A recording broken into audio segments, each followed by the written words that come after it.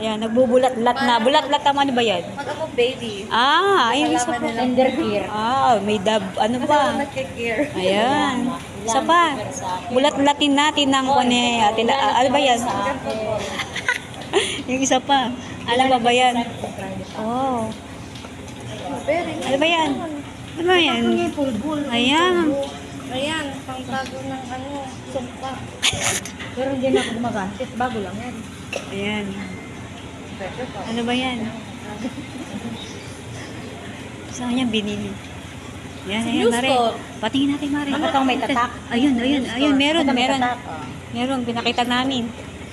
Ito po pinaka-importante sa lahat ng Ayan, ano ba yan? Ano ba yan? Para saan ba yan? Panlagay daw sa mata. Patingin. Magamit nito. Mga edad 18. 18 na, 18. Ano pa ba yan? Namanan niya pa po ito sa lola niya. Ayan. Di ano na pala. Yan, antik na pala yan. Ayan.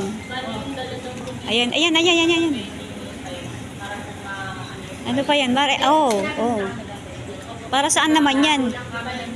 Pag may makulit na tayo. Ayan po, nagbulat-lat ng gamit ng may gamit. Tinignan kung ano ang laman. Meron pa ba? Ano ba yan? Sunscreen. Wow! Design. Oo. Sana all. Ayan, saan yan? Saan naman yan? Saan ginagamit yan? Nail polish. May nail polish pala. Ayan po, ng bulat-lat na yan. Ginagamit ko pag masyado nang mahaba. Pati nga, demo para pa saan daw. Okay na. Wag na. Pag masyadong mahaba, kailangan ito para putulin. Wow. Ayan, ang kulit. Bakit may ganito? Wala magawa, ayun. Nangalikal lang ang nagamit.